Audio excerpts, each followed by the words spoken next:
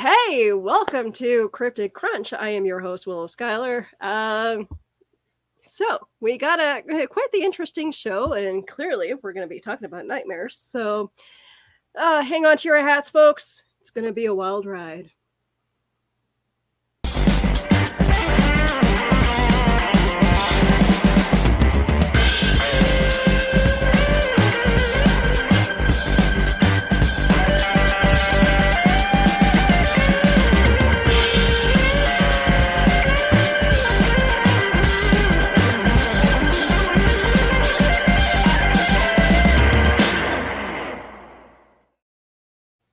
Yes, it is the first Cryptic Crunch of the year.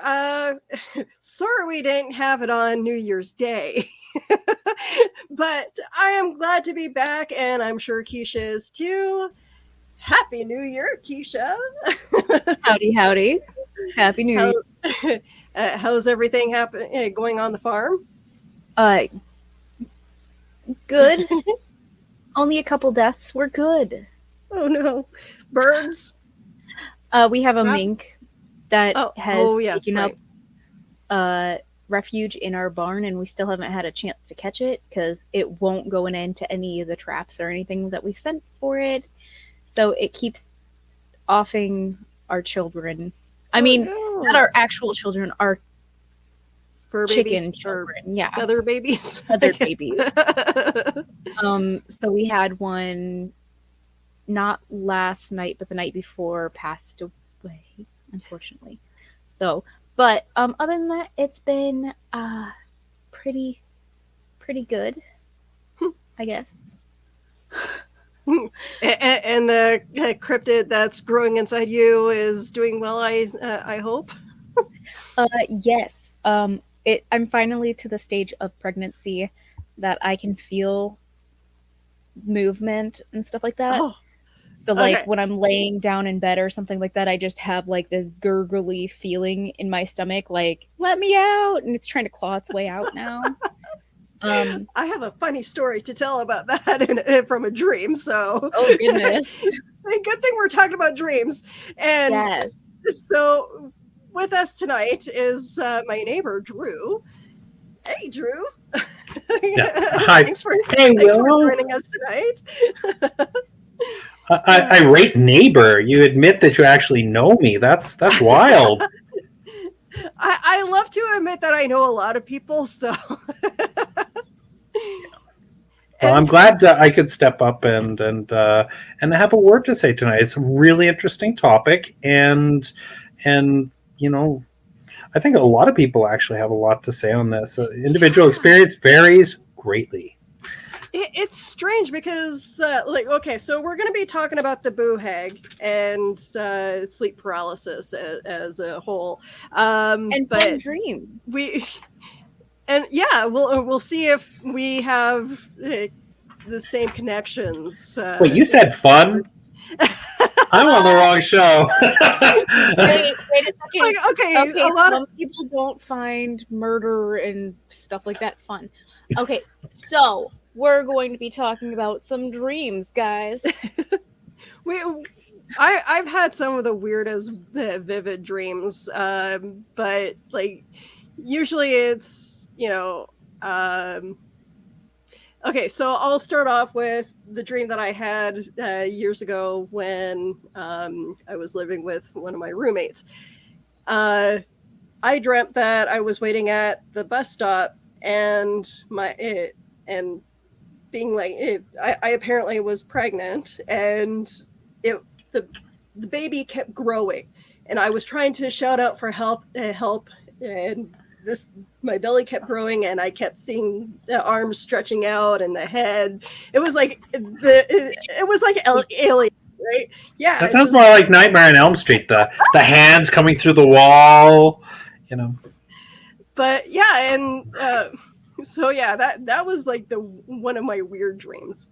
So yeah, Keisha, hearing you say that you can see like the arms and feet when you're pregnant. So, Drew, I'm not sure if you see any of the comments over to the side, but we have quite a few comments and I some do warnings. not. Oh, on the right side. I'm sorry, I forgot to mention that. There it is. I see it. Hi, Donna. A ton of comments coming in, and several of them are trying to warn you about this show. So. Hi, Carl, Dan, Hollyfield. All our usual suspects are in the chat. Eli's in there. Eli, good to see you. And so the computer upgrades finally worked on the second try. I shouldn't have to worry about having a hard drive failure and losing years of work for quite some time. I'm glad you got that figured out, Dan.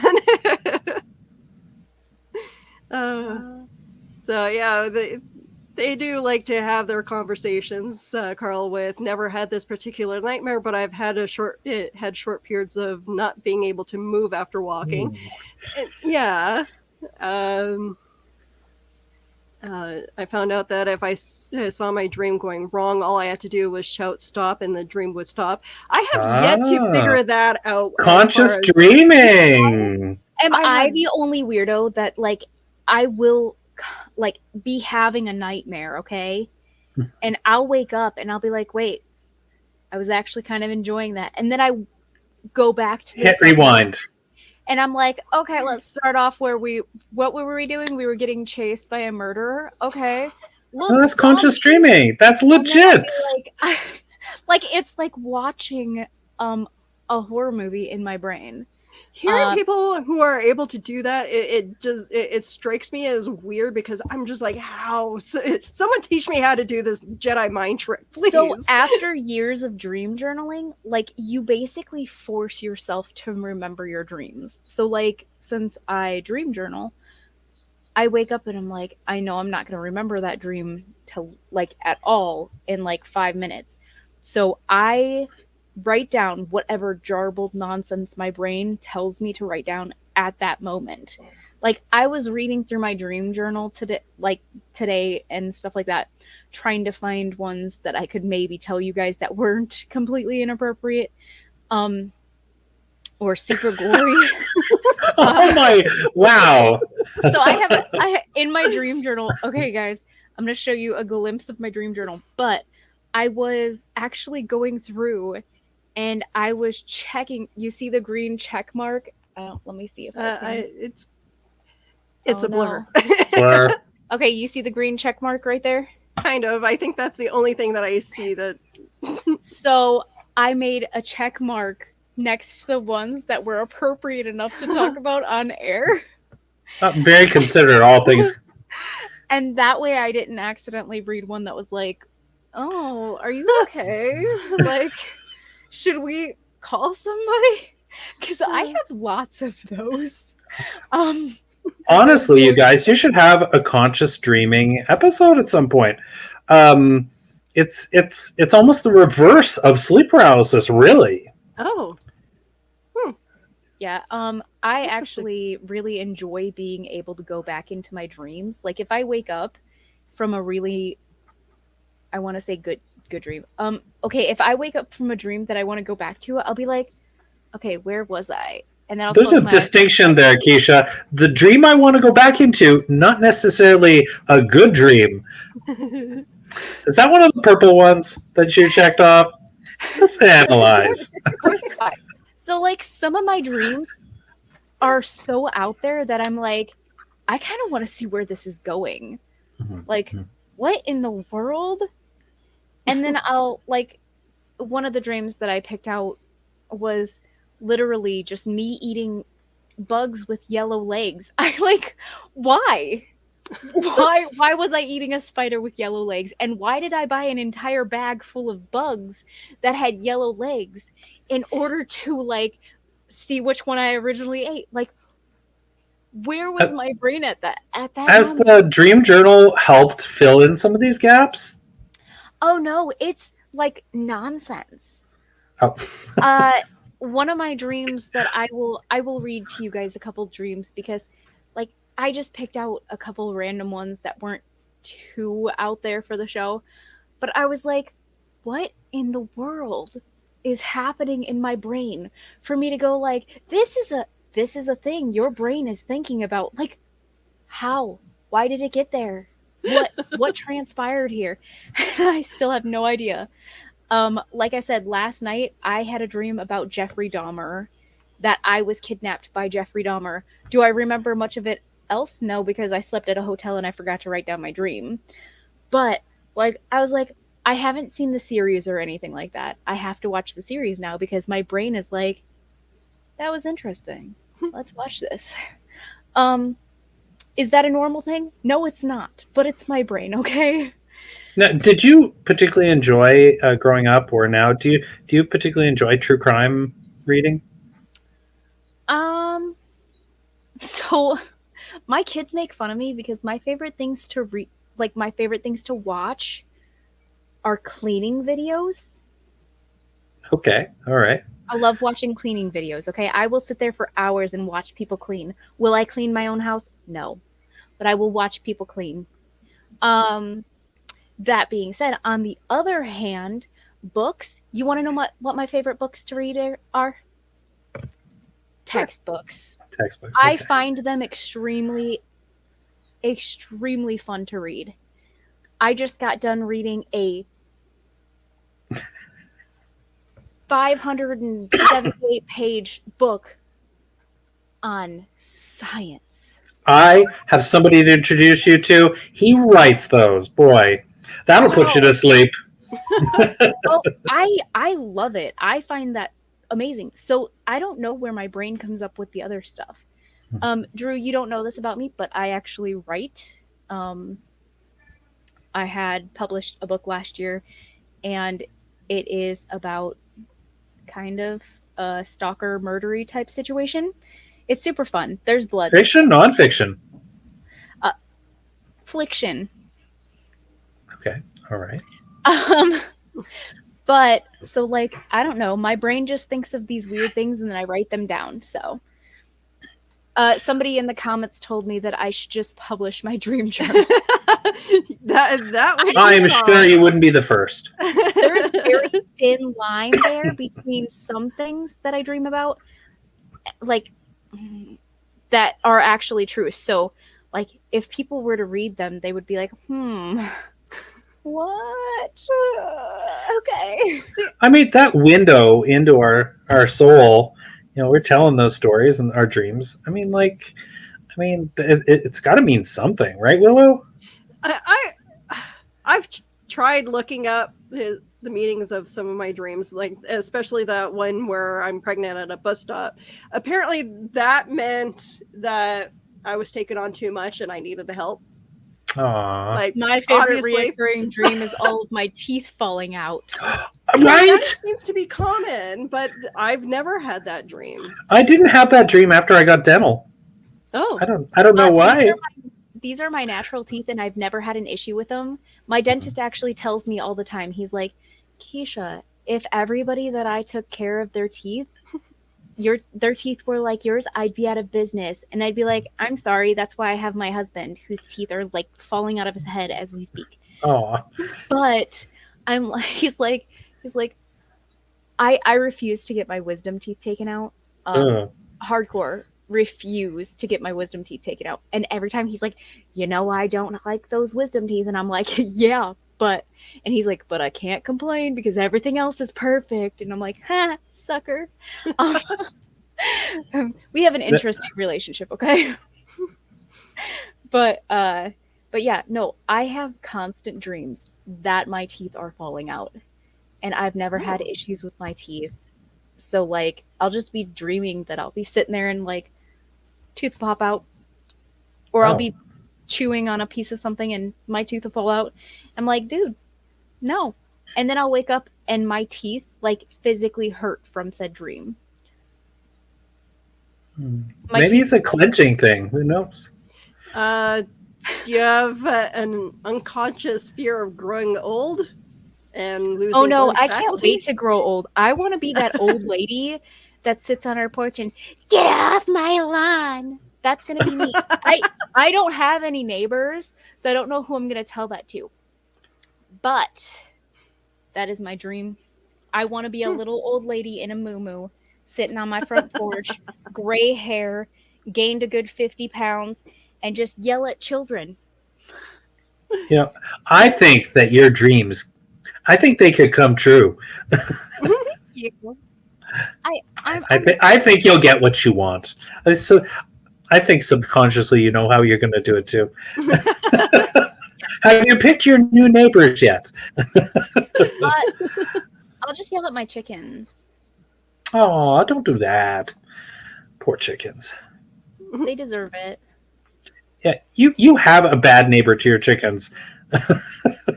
They don't need another. That's true. I don't know what was going on with them the other day, but so we literally live in the middle of nowhere, and then all of a sudden I just hear scratching at the outside of my front door as I'm sitting in the living room. And I'm like, what in the world? Why? And then I just hear scratching. And I was like, what is going on? I open the door and there's a chicken just sitting there like, hey. I'm like, why? So yeah, I'm cool with being a grouchy neighbor to my chickens. They made me get up on my comfy chair. Chicken Eddie. Oh, Chicken's Eddie. Actually, I say that, sorry, comments, ADHD, fun times. So I actually say that almost every time we pull in my drive. I'm like, look, it's Chickens, Eddie. It doesn't get old. I have to watch the show, apparently. I'm kind of enjoying the show that is the comments. I love Dan's Dream. I'm pretty sure there's a movie recently out about that. You know, what was it called? Do you guys know the movie that it sounds like? They go in and it just gets deeper and deeper. Berserker? Yeah, it sounds a lot like Berserker. So he says, I have a recurring dream about finding a hidden room in my parents' house, and it winds up being larger than a hotel. Then to find my way back to the actual house. Okay, I've actually had dreams like that where, you know, somehow managed to, or maybe it was because I was working at the hotel at the time, that I was walking around, and no, it was not because I watched Doctor Who. Trying to go from one room to the next, and I couldn't find it. The rooms just kept moving. Yeah, it was pretty much the same as Doctor Who, but it was a totally different hotel. But yeah, it was just really weird. It was like it was walking around in a maze that never ended. I associate changing rooms in real life and in dreams with almost like changing channels. People have a propensity when they pass through a doorway or an entry or an exit to kind of refresh the hard drive, and you will forget something actively that you were trying to keep in mind when you kind of refresh and like reevaluate the room that you're entering. So I mean, that's not a huge surprise. When you asked me to come on and talk about dream paralysis and whatnot, I am curious about what your experiences are. Well, the title of the show actually made me go back and read Boo Hag. I'm just like, apparently it goes back quite a while. People having that sort of experience. It's not a new age thing. It's a hey. No. There's something about this. I don't know about the business of being ridden around at night. We had a different folk tale in the. Part of my life, I grew up actually in a setting that's more like where you live, Keisha, and the rest of it is all urban. So while I was living rural, the story the farmers used to tell was of an old woman that if you were unfaithful, you would get selected and she would ride you around at night. Yeah, but it was more of a literal interpretation rather than somebody visits you in your dreams and really likes to live there. Yeah. So but when it comes to the sleep paralysis thing, it was very young, like many versions of sleep trouble and whatnot. It comes down to age and maybe trauma. I don't know what I should say. Actually, I know things about Willow. My experience is I was adopted very young, and so I might have carried something with me. I usually only remember smells and snapshots from that period of time, but when I was living with my foster parents, my episode of sleep paralysis centered around basically just I thought I was waking up for no reason, and I realized that it was really quiet or almost staticky sounding, and I was very puzzled why I would suddenly be awake. And it was long enough that my eyes could adjust to the dark, and I couldn't hear anything. And I realized that someone was, and this is a second-story townhouse. I realized just over the lip of the stairwell where I could see, I realized somebody was coming up the stairs, and I couldn't move. And the anticipation of waiting for this figure filled me with utter dread. And then I truly got scared. I was just peeking out of the blankets and fixated on the doorway of my room when the figure came in. This figure I had been dreading came in, and I don't know if it was my young mind. We can discuss where or what it actually was later. And I had a lot of time. I've had a lot of time to think about it. It was almost like a Bela Lugosi sort of figure. Oh, and it came right up to the side of my bed and looked down at me. And I was sweating bullets. I was terrified. I couldn't move at all. The movement was not an option. I tried making noise, and a tiny scratch kind of came out of my mouth.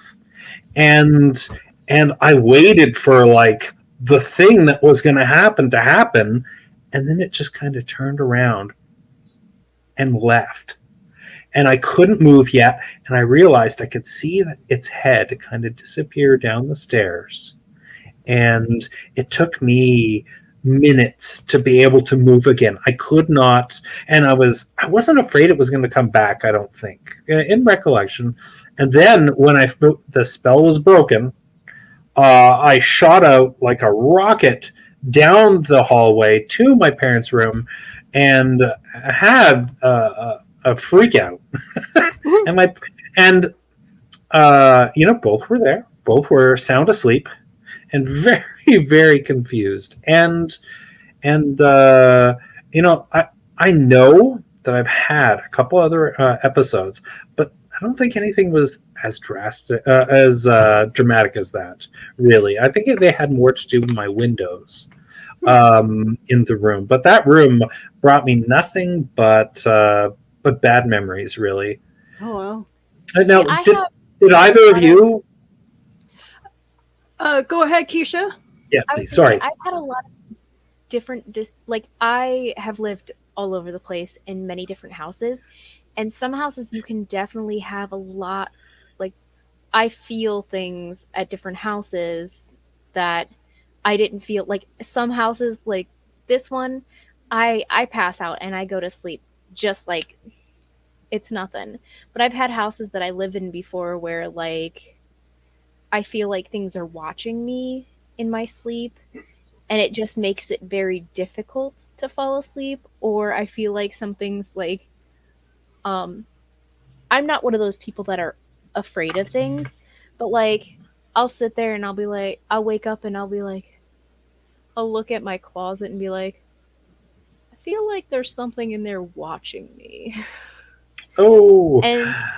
And those houses are where things get, like, my dreams used to be crazy in those places.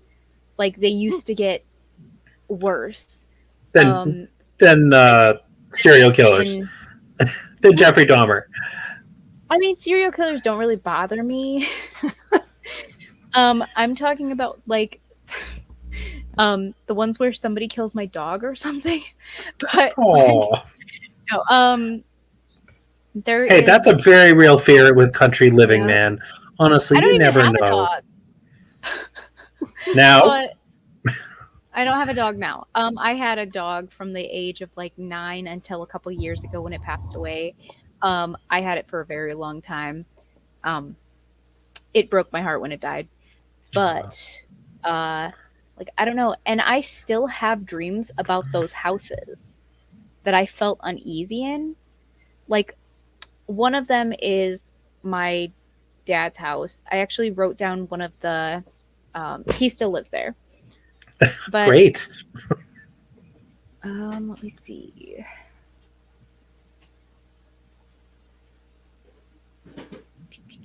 Poor dad still living there. My dad, my stepmom, and my little brothers are still living there. Okay, so this one I had 2 years ago. It was a random dream. It's not super out there, but it's also like really weird. But this is one of the houses that I always felt weird in. It was my bedroom that I felt weird in. And it says, I had a dream that I was at my dad's house and they were remodeling the kitchen and some other things in the house. I went up to my old bedroom and ended up finding it infested with hundreds of baby mice. I started picking them up with my hands like a normal person. I could feel their warm bodies. I took a handful downstairs to show my dad and family. I asked him what he wanted me to do with them. He took out a knife and cut into an old quilt. And I put the mice into it. I went to grab more from upstairs. I found a nest in the wall. Going upstairs, I started picking them all out. But then there was a snake in there as well. The snake looked at me and I grabbed it by the neck. It tried to bite me, but didn't get its teeth all the way in. So I was just walking around holding the snake, trying to figure out what to do with it. I also had another dream that night that I was at my dad's house and we were having a party. But we were outside in the front of the house. I smelled rain coming, so I started grabbing all the food and stuff and moving it under the awning. Once it started pouring rain, my stepmom, Amy, told me that for some reason we decided to get into her car to go around the house to pick up the rest of the stuff. She ended up backing into a rock in the yard, and she told me not to tell my dad that she did it again. And then I just randomly woke up. And I was like, what? Why was there baby mice in my room? Why was there a snake in my wall? Did you have the two dreams consecutively, or did you wake, write the dream down, then go back to sleep and write the next? So I remember several different dreams from each night. Like, a lot of people generally only remember like one main dream. I've been journaling so long that I tend to remember more than one dream. So like, it'll be like watching different movies in my head in different time periods, different people, different everything. But it's just, those are some of the things that I dream about. And like, I'm like, I also have a reoccurring dream that I go into this house and I walk up to the second floor. And as I get up to the second floor and I'm walking around, all of the floorboards and stuff like that start breaking underneath me. And the house goes all cockeyed and like starts bending in, and the floor just like there's no way you could physically walk up there. Yeah. And like, that one always freaks me out for some reason. I literally have dreams about murderers. They don't freak me out. But for some reason, going into that house and going up to the second floor and the floorboards deteriorating and going at an angle and stuff like that scares the crap out of me. Was this before or after having kids? Oh, this is a lifelong dream. Like, I've had it several times since I was a kid. Oh, a recurring dream. Oh, that's different. But I'm always like, why? Why is that the thing that freaks me out? Does it always start and end the same way? Like, or is there stuff that happens so something else is added to the dream each time you generally dream? Like, always a bright shiny new house with beautiful floors and just beautiful everything. And then the second that I go up to the upstairs or anything like that, everything just kind of starts deteriorating. Like, Keisha, are you afraid of heights? No. Interesting.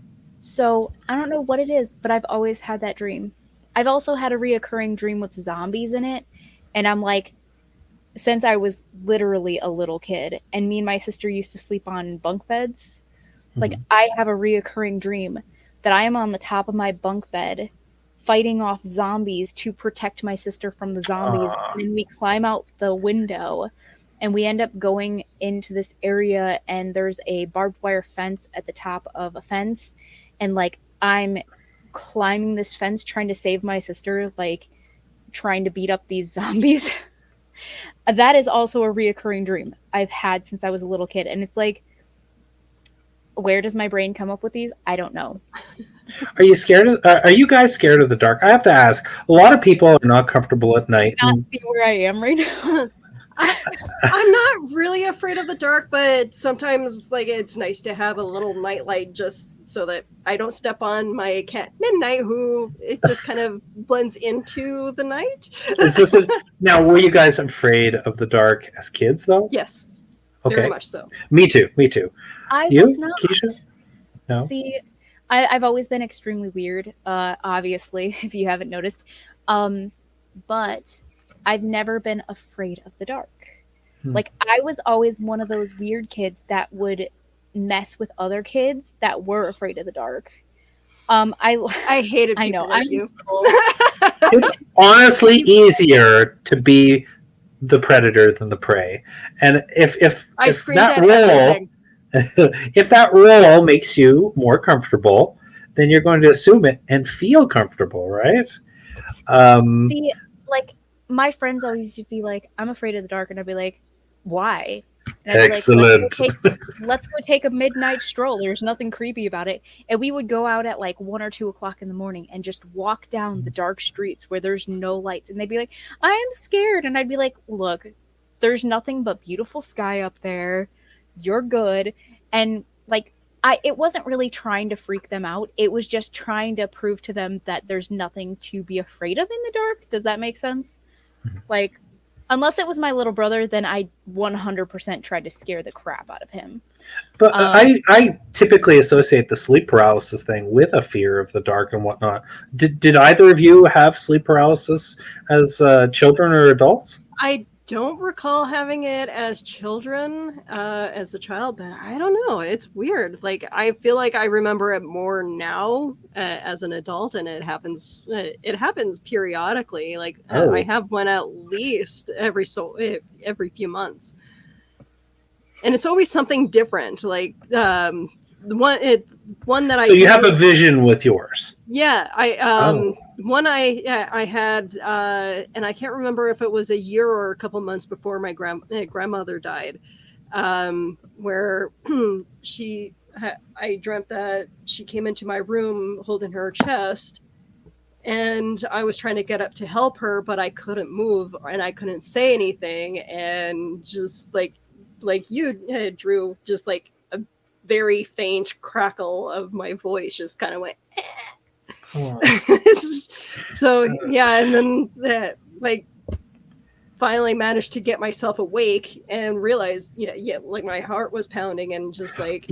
So you think you were experiencing it? You were experiencing paralysis during a dream, or did you think you were awake and this I was happening? awake? Like I felt like I like it was my room, and like it was every detail of my room, and my grandma coming in, and like I'm just.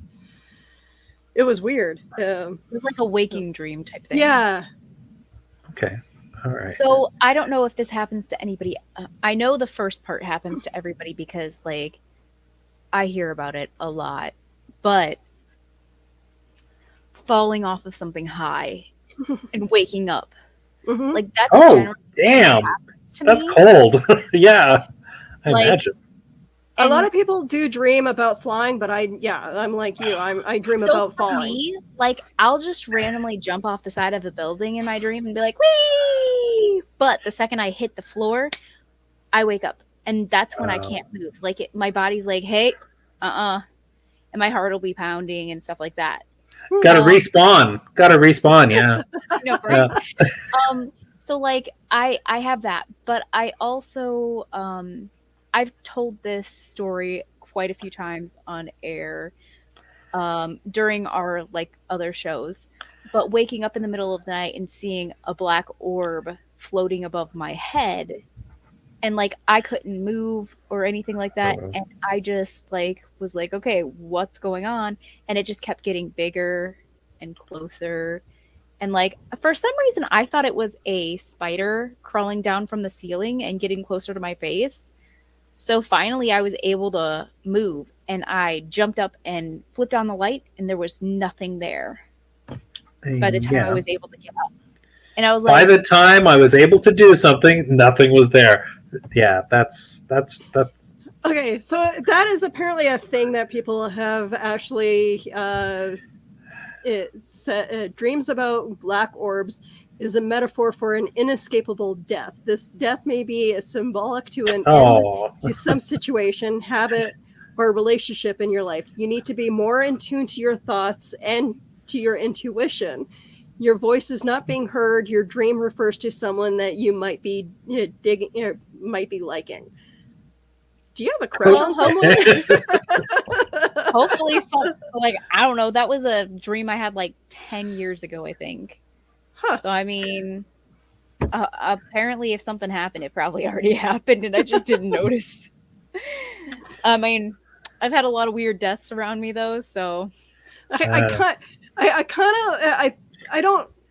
don't necessarily always look up dream interpretations, but sometimes it's fun to look it up and see, like, just. I don't think it's. I think it's a personal connection to mortality around you, not an impersonal one. I spend. I'm a 25-year health. Yeah. It's almost. This is my 25th year in healthcare, and one of my duties is I have to spend time in the morgue, and you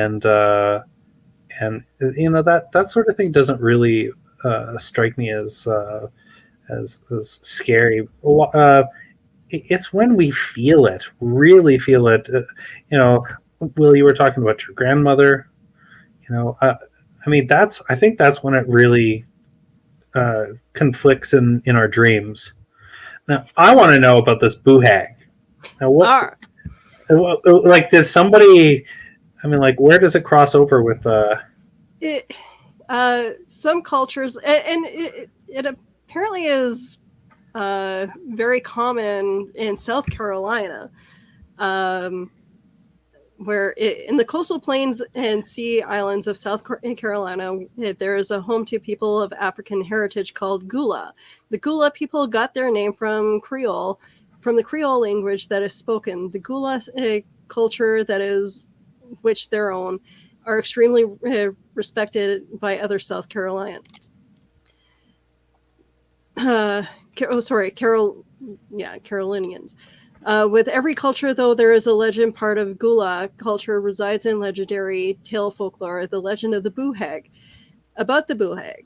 The Boo Hag is said to look and sound just as creepy as the name gives off. The Gula people believe that the person possesses both a soul and spirit, and that the spirit of the person is good, then they will ascend into heaven. But if the spirit is bad, then it would linger on earth and become a Boo Hag.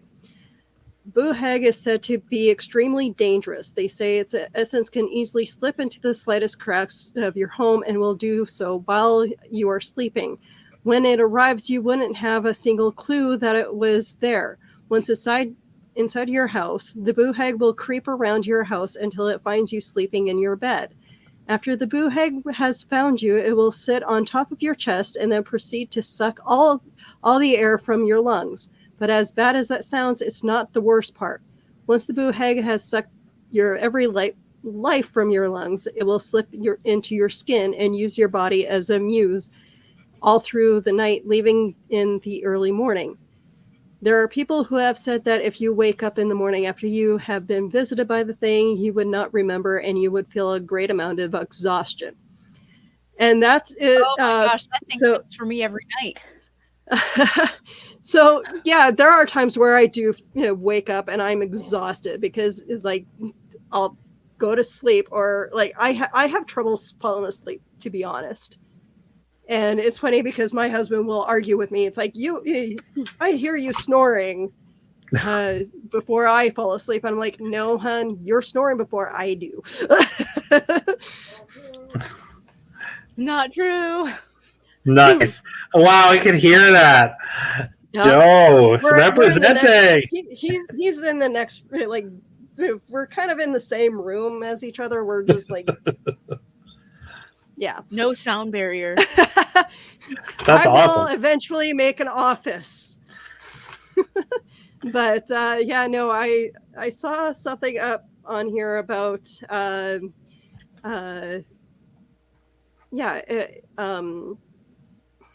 is it?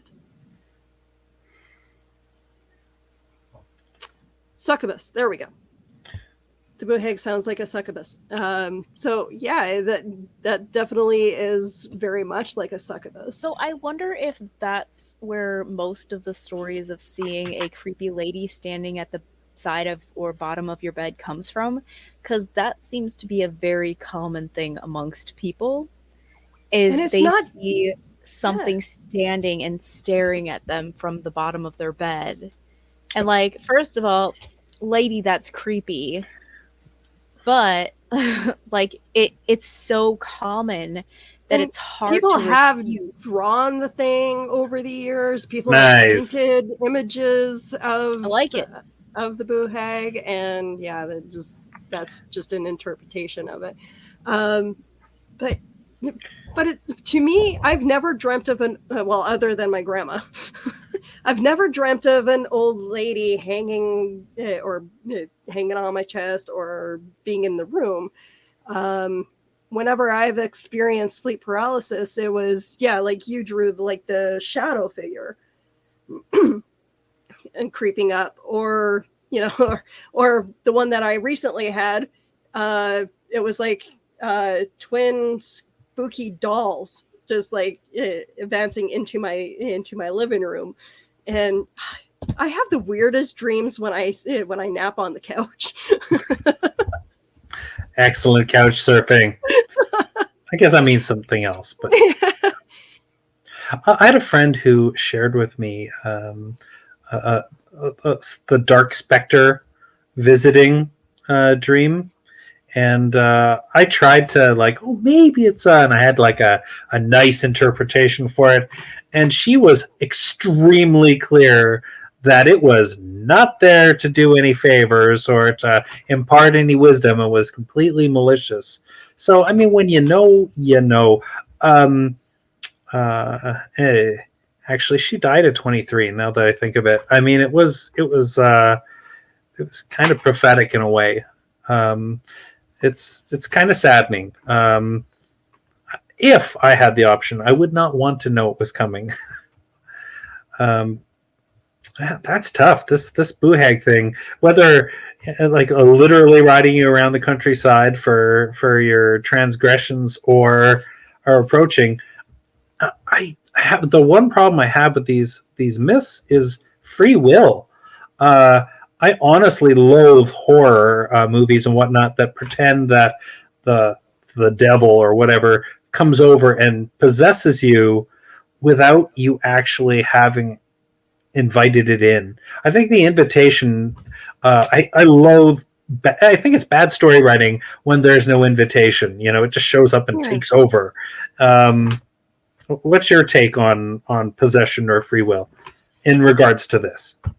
I'm with you. Like, yeah, there's usually a reason why a spirit comes into a home, or like a demon comes into a home, and it's usually with an object, or the person's meddling in something that they shouldn't or be. A stick.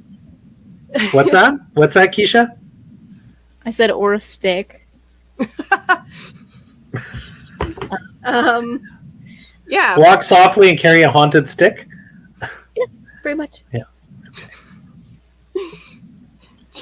Her daughter.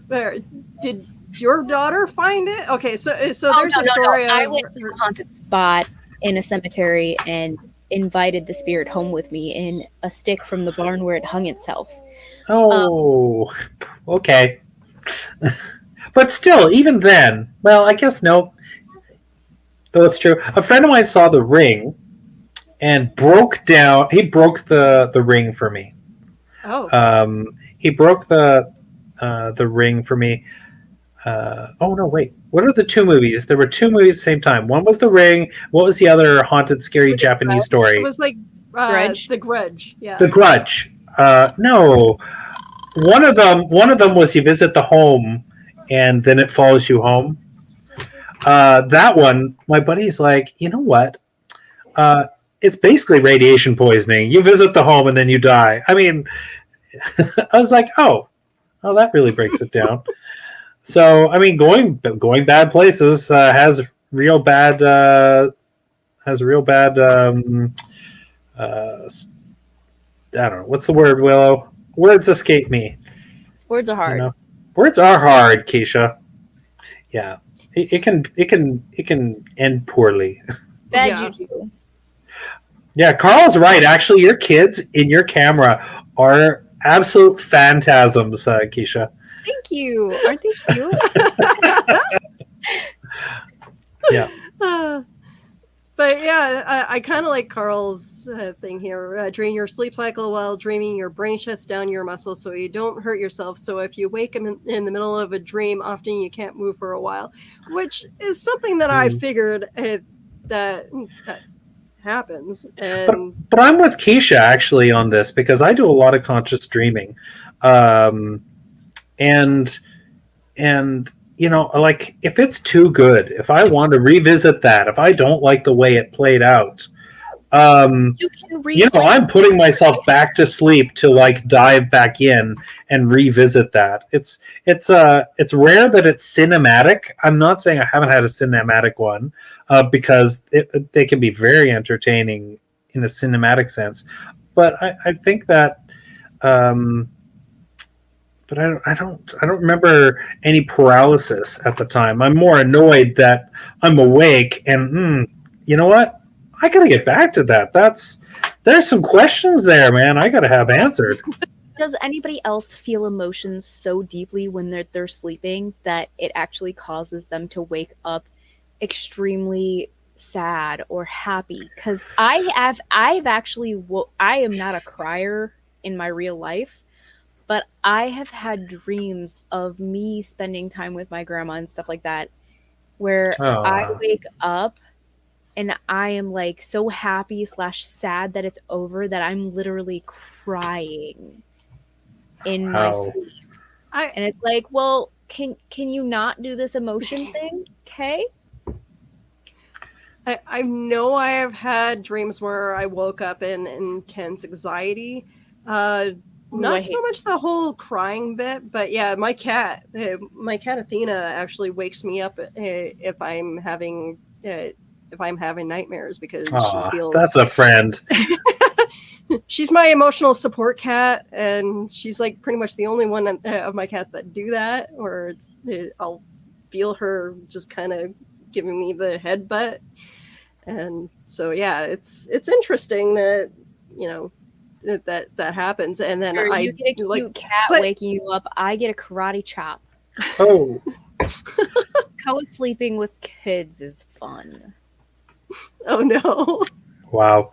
That'll wake you up. I've ruined this for myself. I do too much. The emotional aspect I think is gone. Much with the fear of the dark being gone. It's more of a tool of self-analysis and entertainment, and you don't get good sleep conscious dreaming. You're too awake. Is that why I'm always tired? I would believe it. Your brain has to rest at some point. You can't juggle your thoughts all day and night. That's why my dreams get so weird. Is like my dreams are like, dude, delirium. You're cray right now. Are your dreams worse while being pregnant, or is it about the same?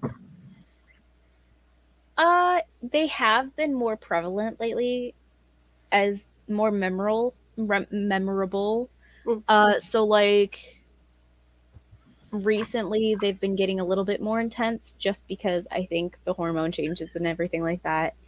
Which is actually really normal for pregnancy. But I also tend to have really weird dreams just in general. So your proclivity to that. Yeah. Yeah. So, but for me, like, unless you guys have some more stories, I've got a couple dreams lined up that I was like, you know what, this one's not too shabby. I'll read this one. I'll ask Drew. Like, do you still have reoccurring dreams from when you were a kid?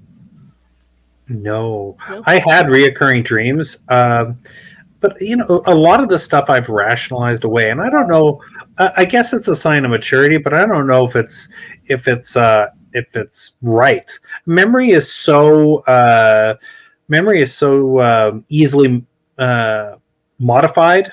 The more you play with a memory, the less accurate it is. It's like the fidelity on a record. That's why I journal. That's why you journal.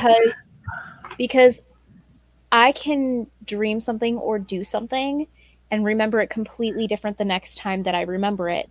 So I find that with journaling it, like, that's what my memory was at that exact moment.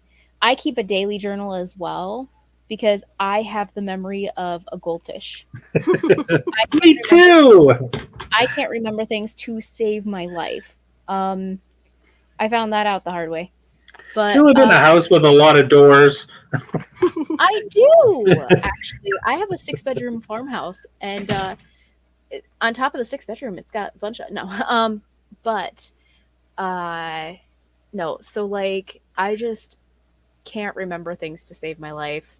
So I keep a daily journal of everything that I do, and I keep a dream journal of everything I do because just so that I have peace of mind of what my actual thought process was at the moment, because I know that the second time I tell that thing without actually having the, hey, this is what happened in it, or this is what happened, my brain can think of it in a different light, with like different emotions, different feelings, that kind of thing. So that's why I journal it all, because if I were to tell you guys one of my dreams that I had and not have written it down, I would completely tell it wrong the next time. Just because it does kind of evolve in your brain every time you tell. That's memory, yeah, the fluid nature of memory. I used to chronicle events and like rate them. When back when I did live role playing, because for a number of reasons, I remember finding my book and going through the legend, like, oh, this worked and this worked, and wow, have I ever convinced myself that this, suddenly I realized I was remembering it wrong. Clearly in my own handwriting, it was a completely different thing. And I think we handle guilt that way. You have to move on in order to process emotion, and to actually get beyond those things that weigh us down. And I think our dreams help us with that. If you reread your journals, Keisha, I'd be curious to see if like if you could tell a person has grown up by the quality or the length or the so vibrancy. I have been journaling since I was old enough to write in a journal. Like, I'm not even kidding. I have stacks of journals just from my whole life, and I'll sit there and I'll read back like one of the journals from when like I was 10, when I was 16, when I was this, and I'm like, oh, thank God I changed. Like, why was that ever me? That guy was an ass. I mean, have you guys always been vivid dreamers, or is it just something that has? I have. The more life experience I got, the more I realized those experiences were coming into my dreams. I'm going to share something that I've never really told anybody, and it's kind of sketchy. Okay, so dream-wise, I realized as a young man that I could not make up anything that I hadn't experienced. So one night, hope that is not the process for me, because one night, conscious dreaming, I thought, wow, you know what?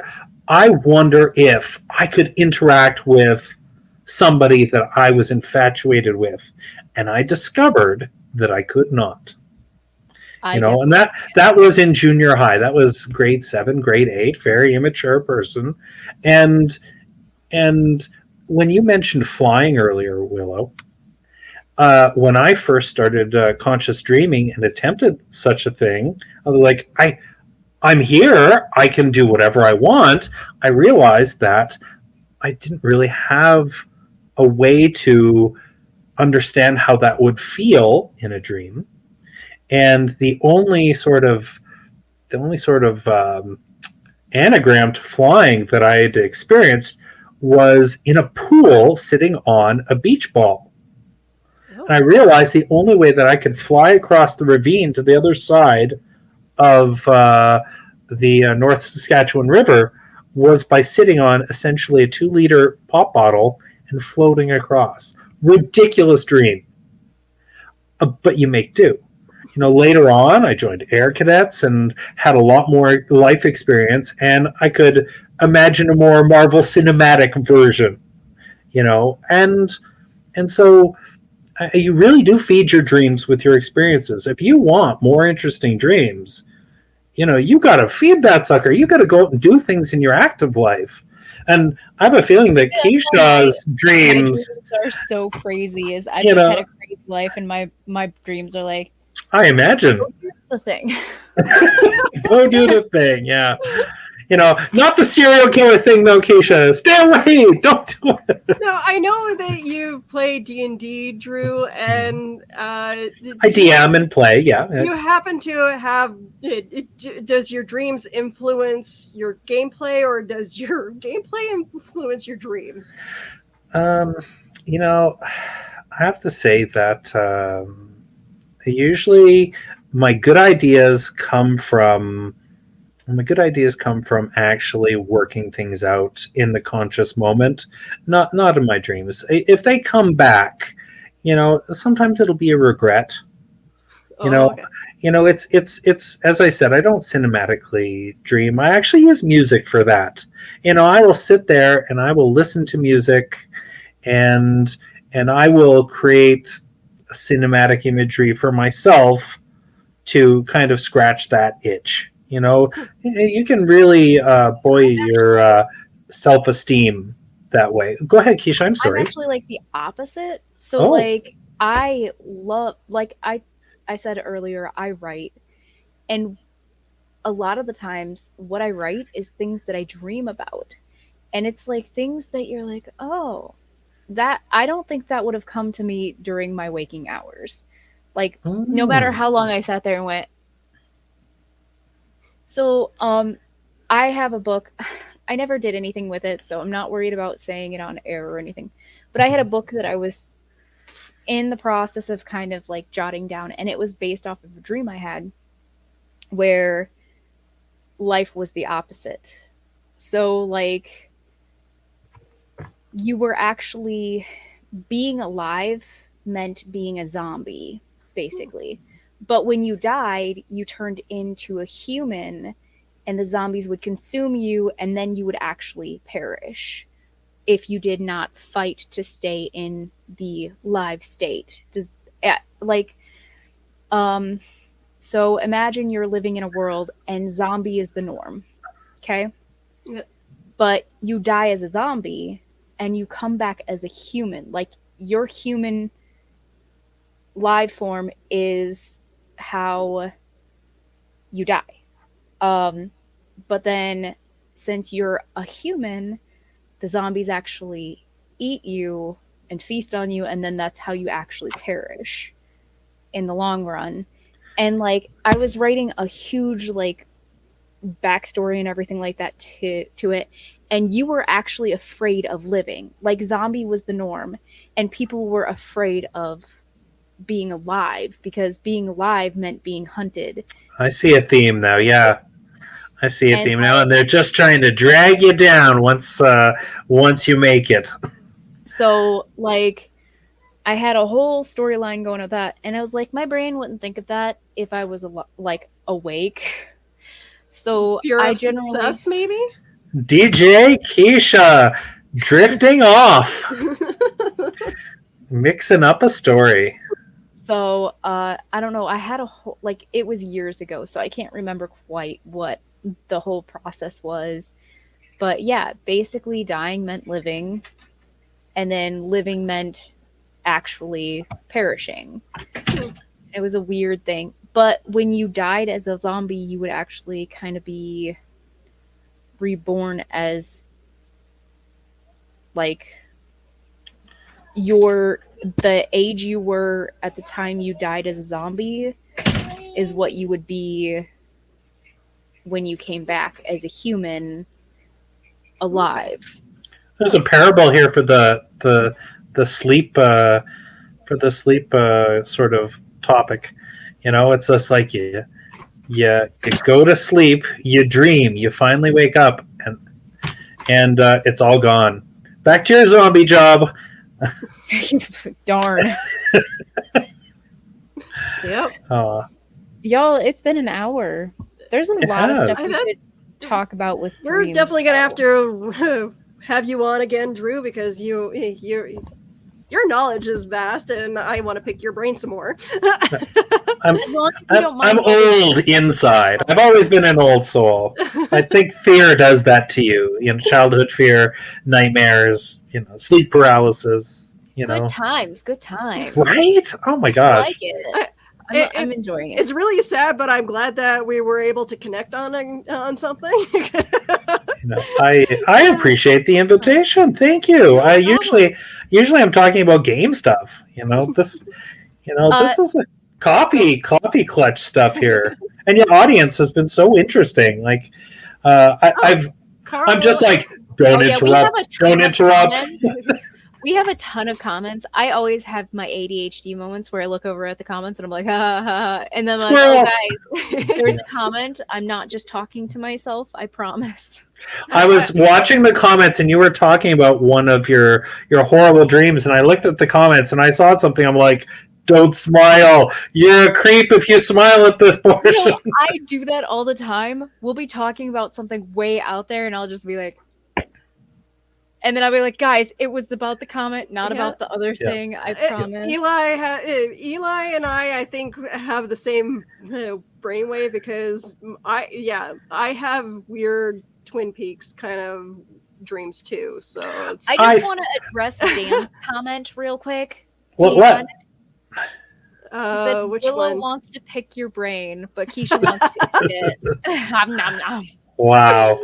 Brains are not that good, let me assure you. It takes the movies have it completely wrong. I mean, not the taste. I mean, the texture, not the taste. I couldn't tell you about the taste. Can't take head cheese. Okay. Not a head cheese fan. I've actually touched a brain before. Thanks, Me science. too. Oh, interesting. It's really it was an accident. It was terrible. Mine was it was a cadaver brain, obviously, duh. But they brought it into school, and we got to kind of,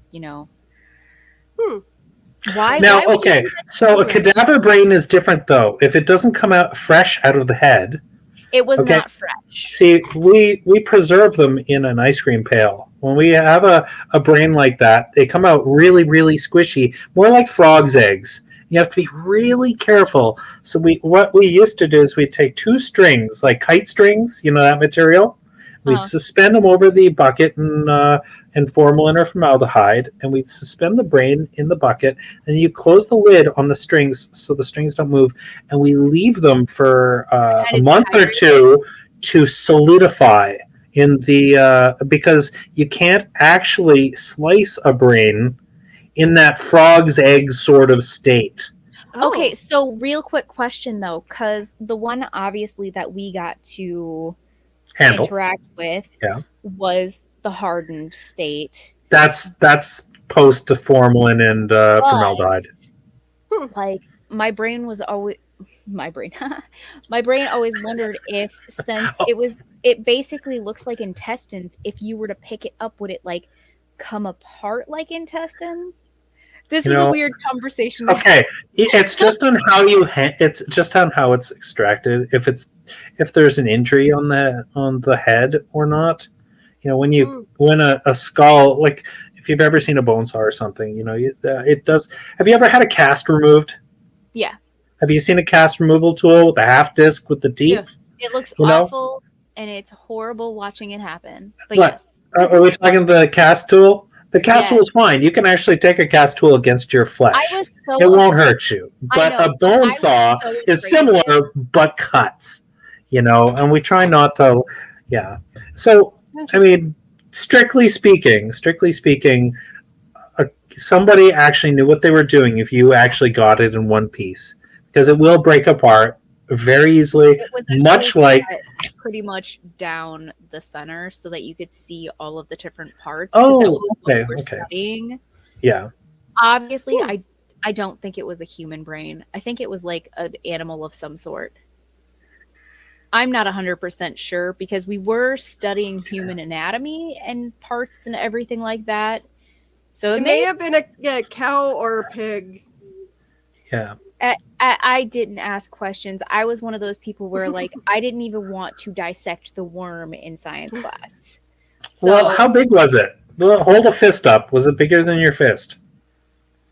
I mean, that's a huge brain. That's. It sounds big enough that unless you're a really tiny person, I can't tell from the camera, but unless you're a really tiny person, that's likely a human brain. Okay. Because we also went to like during one of the things that we did, we also went to a college campus as well. So that's also like, because it was in high school that we got to. Okay, I don't think you were dealing with human anatomy in high school. Through a college, so it's like. Was it Bio 30? Like a field trip in Bio 30? I can't remember. It was like I was really into science, and we took like a trip to the college to go through. You're American. I have no idea. I can only share the Canadian experience with you. Yeah. I mean, for all I know, it's real down there, man. They don't coddle those kids, No. Yeah. They do some weird things down here, guys. Like we had a real life skeleton in our class. I don't know who Calvin is, but hi, Calvin. I don't know. Calvin yes, is Calvin is the cat. So, but yeah, our classroom, one of the classrooms, I went to 10 different high schools though, from all over the. Wow, that'll mess you up. That's crazy. But one of the classrooms did have an actual human skeleton in it. That's very common. They're way cheaper than fabricated ones, or at least they used to be. 3D printing is an amazing thing. Our teacher explained to us the entire, like, this girl was this age, and she was this, and she was this, and her body was obviously donated for scientific purposes. And so that's why the skeleton was allowed to be the way it was. There's a lot of paperwork in the medical supply industry regarding where things are sourced. You can get bone and whatnot, and a sketchy place from a non-sketchy place by the specificity of the paperwork with it. I'm happy to hear that. The best episode of The Walking Dead was that first season where they cover themselves with gore and they take his wallet out of his pocket and read out his name and thank him. It's the closest thing to that paperwork I've actually seen on TV drama to the real life thing where your teacher was explaining a skeleton to you. Human dignity is so fleeting in the medical field that I'm really encouraged to actually hear that, Keisha. That was actually one of my favorite teachers, and he was my biology teacher. And I absolutely loved him. He had really bad cancer, and he was dying. But he's actually, side note, random off the topic. We're always off the topic, guys. But he's actually the one that got me to start donating blood and plasma because he needed so many transfusions and stuff like that going through chemo. Like one day he came to the front of the classroom and he held up a got blood shirt and he was like, whoever promises me that when they are old enough to donate blood and plasma, etc., I will give you this shirt. And I was like, I'll do it as soon as I possibly can. And I did. But he ended up passing away he did not want to give up teaching. That was his entire life. He was one of those cranky old teachers that everybody thought was too harsh. But he was the biggest softie on the planet. I wasn't a huge fan of going home when I was younger for many reasons. And he would let me stay in his class after school and just kind of hang out with him and do my homework, whatever I wanted, just so that I could have some place to go. But I remember him most of that year, he slept in the back of the classroom because the cancer and chemo had gotten so bad. Chemo will do that. He didn't want to give up on his, he had colostomy bags and stuff like that he wore to school every day because things stopped functioning, but he never gave up on his students. And so, he's the reason I love science so much and I love reading textbooks and stuff like that, is because he had such a deep connection with all of the things that he taught. What was his name? What was your teacher's name? Mr. Heth. Mr. Heth. So he was a biology teacher in Putnam County, Illinois. But he was seriously one of the best people everybody always thought he was just cranky old man, but he was one of the best people. And the reason I think people didn't like him is because he cared about you learning. He would be like, pay attention. You need to know this stuff kind of person. And he didn't like people slacking off in his class. He wanted them to actually learn in his class. And I think that's why a lot of people weren't really okay with it. But for me, I was like, it is ingrained in my brain to where I'm like, I learned this specific thing from him. Well, we get qualities from our teachers, particularly at those formative years. You were ready for the message, and he knew how to convey it. I mean, I'm glad he reached out and touched you. Pour one out for Mr. Hath, honestly. I know, right? Yeah, I'm sure you don't mention him enough. But he's there often in your thoughts. He did pass away right after we left that year during the summer. So, I was the last class he got to teach, which is unfortunate, but he still lingers around, and that's... F cancer, man. F cancer. Yeah. Yeah. And it's been a second, so that's been 20 years almost since... Did you ever find him? You know what? When you asked me earlier about intense feelings coming out of dreams, you know what? There have been a couple times, actually, where the intense feelings actually came from a visitation from someone. Have you ever? Has he made an appearance in your dreams, Keisha? You know what? Not that I can think of. Most of my intense dreams that I come with that much emotion are ones of my grandmother. Because my grandma was basically my entire life. I did live with my parents, but for on and off throughout my childhood. But my grandma was the one constant that raised me and stuff like that. So the emotions behind her, being able to visit her in my dreams and feel like she's actually there, because when you do consciously dream, it feels like you are right there. You can yes and no. For me, I can feel like if I'm hugging my grandma, I can actually feel that. See, the more you grasp the reins, the more you wake, and you will wake yourself up. Conscious dreaming, it's a plateau. You kind of have to. It's like surfing. You have to stay at a certain point. If you go too deep, you will fall out. What's that? Generally, if I get too deep in it, that's when I wake up crying.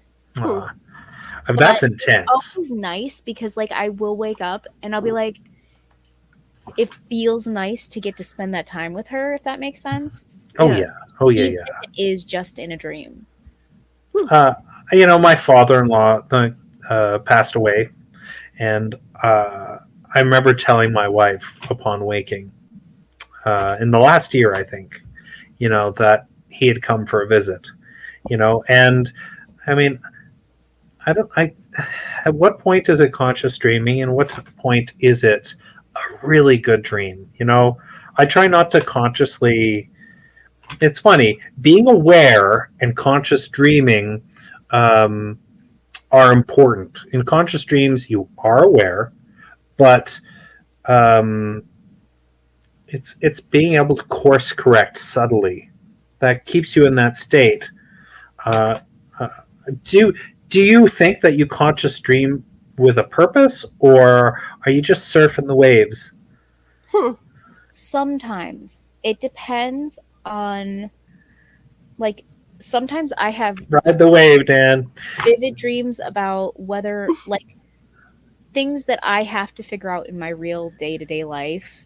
Like, I will dream about them and like make decisions in my brain throughout sleep when I should be like dead asleep, but instead I'm sitting there making decisions in my head or thinking about things that I have to do. My brain will actually play off of that. But then sometimes, like, I just get those random, crazy, what in the world dreams. Excellent. Those are a gift, honestly. Those are a gift. I kid you not. If you once you figure out, okay, I'll tell you a little story. Once when I realized I could conscious dream in grades around 7 and 8. In grade 7 and 8, a young Drew having the time of his life dreaming. Fantastic. Hey, it's a place where social norms don't hold you down, and you can actually you can explore. Like exploring an old house. And so in high school, Buddy gets a car, you guys are cruising around, you're playing games till late hours. One night, Buddy is dropping us off. I'm in the back of his Trans Am, and we're just heading back, and we're having a conversation, shooting the breeze, waiting for somebody to come to the vehicle and stuff us further into the back of the Trans Am. And what ends up happening is we end up in a conversation much like the three of us are having with the audience here. And I realized that not a single person in the car can conscious dream. So I'm like, conscious dreaming is wonderful. You should conscious dream. Here's how I do it. And I spelled the whole thing out. Exactly how I maintain, I get to sleep, how I manage to kind of wake up without waking up and go through it. And it took me about 5 years to be able to conscious dream after that. I dispelled the mystery. I absolutely eroded my ability to conscious dream by painstakingly putting it on the table and just almost analyzing it. So I find that with analyzing my dreams, I actually remember them more. So, like, if I'm not consciously trying to keep a dream journal or think about my dreams, I don't remember them. But if I go, I'm going to remember my dream tomorrow, and I will actually remember it the next day. Like, I have to consciously think, or during a dream, I'll be like, I want to remember this dream in the morning. So dreams are a gift. They're a gift. They really are, and you should enjoy them. Conscious dreaming and dreaming are two separate things. You want to keep the mystery. The mystery is really important. It has to still be a dream. If you're tinkering with it too much, it falls apart. You wake up, or you just let it happen the way it's supposed to happen. Like, if there's a dream that's freaking me out a little bit too much, I will try to change the course to be like, a little bit on the happier side so that I don't wake up in a, oh, what, it just happened mode. That's fine, because I usually tune it in the opposite direction. It's like, this is boring.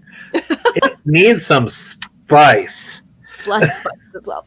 But what were you going to say, Willow? I was just going to say, like, my dreams fall apart regardless of, like, if I feel like it, like, when I try to make sense of them, like, like, especially when it comes to conversations, it's just like, the more I try to understand the dream, the more it just kind of like falls apart. I'm just like, yeah, this dream doesn't make sense.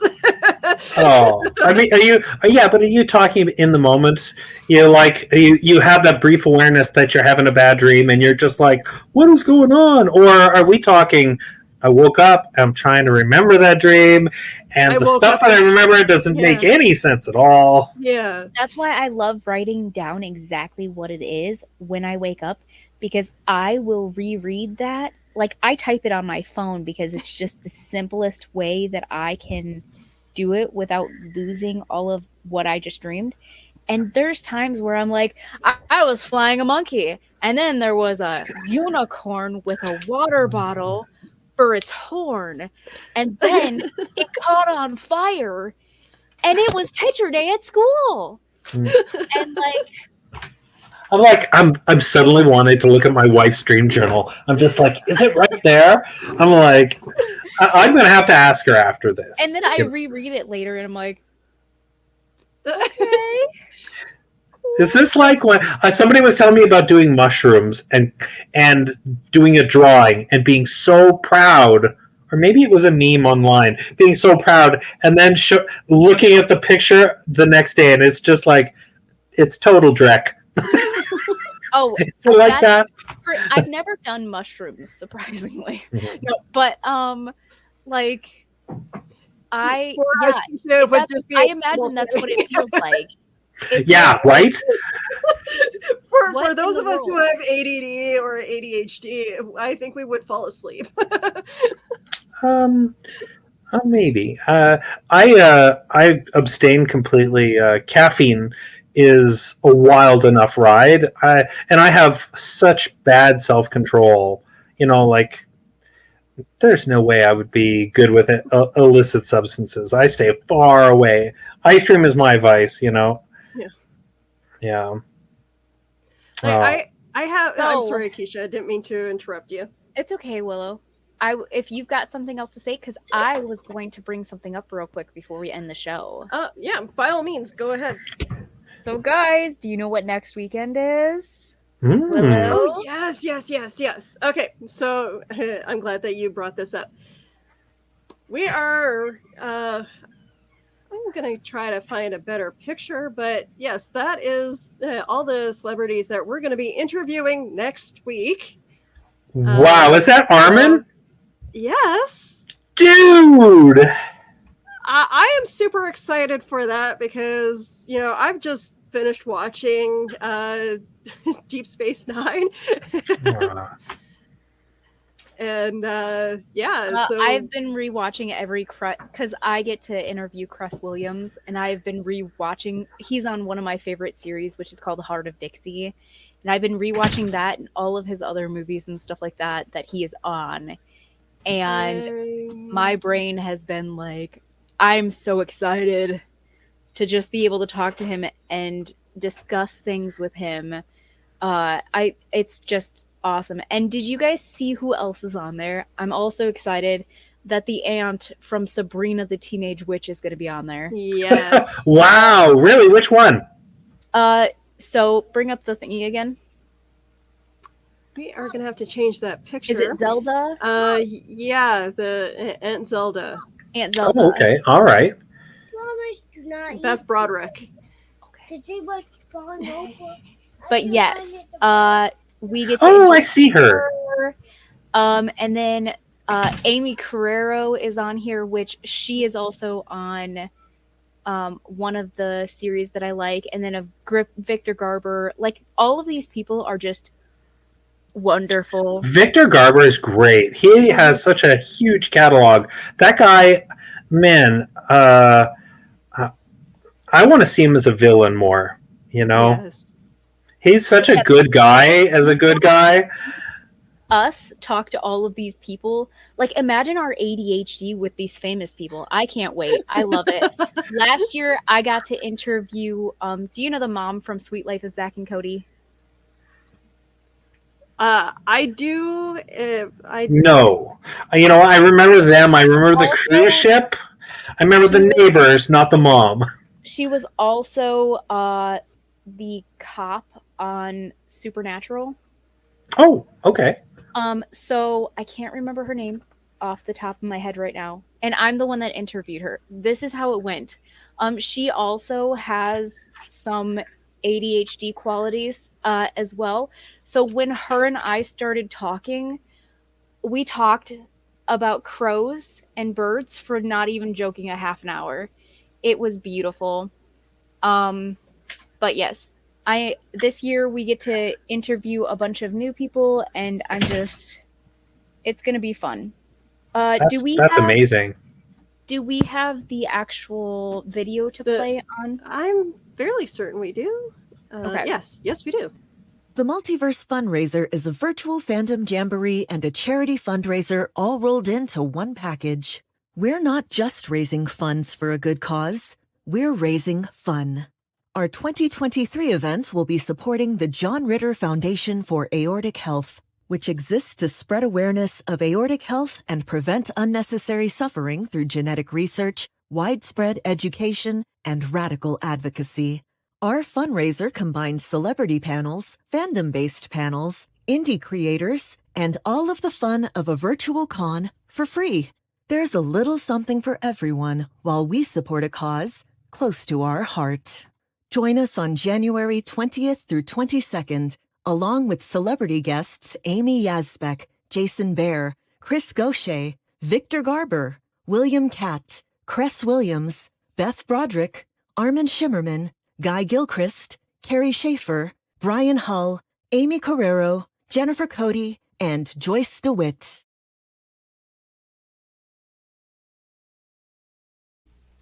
Wow. And there is our schedule for the 3 days.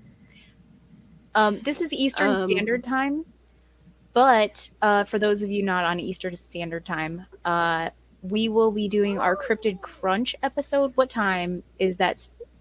It says 10 a.m. I swear the schedule that they gave us said a totally different time. Just make sure you're not in there twice. 10 a.m. Eastern Standard Time. So what is that? 8? It'll be or not. So 10 a.m. Eastern. It'll be 9 a.m. for those of us on Central. 9 a.m. Okay. Wow. So, but I'm also on several other. I'll be doing the indie author. I'll be doing Cress Williams. Who else am I doing? Carrie Schaefer. Maybe some other stuff. I don't know. I have a very busy week next week because I also have a reception for the gallery that my art is up in right now. Oh, nice. So, I'm going to be doing lives and stuff like that for this all day. And then that night, I'm going to the reception for my art show. And I'm like, What's your medium, Keisha? I paint for the most part. What kind? Oil, acrylic? Oil, acrylic, and water. Okay. So, but yes, it's always fun. Nice. Let me see. I actually have, I think, one of my paintings right here. She's fishing. What about you, Willow? What are you doing next weekend? Are you doing any of the... Wow. That's gnarly. It's not always super creepy, though. I'll be modding some of the panels for next week. Mm-hmm. Just this cutie. I feel like this describes my life. Yeah. And the other one describes your parenting style, right? Something like that. Okay. No, I hope so. This one describes my parenting style. No, don't say that. You haven't had enough experience with my daughter She made herself a coffin to play in. So Oh, no. I'm sure she gets that from your husband. No, he's pretty not normal. you, not at all. But and with that, I thank you, Drew, for joining us. My pleasure, Willow. Thanks for sticking around. Okay, so if you love our shows, contribute at buymeacoffee.com/cereal box pod. Sorry, I can't read. If you hate our shows, contribute generously so we can make improvements for you at buymeacoffee.com/cereal box pod. Thank you everyone for joining us for Cryptid Crunch, and we hope that you have a wonderful week. See you around. Bye. See you next week.